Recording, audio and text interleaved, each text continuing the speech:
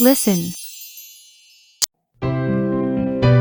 Story 13. Farm Animals. I live on a farm. I'm only 8 years old, but I can do many things. When I get up in the morning, I feed the chickens. I open the gate for the sheep.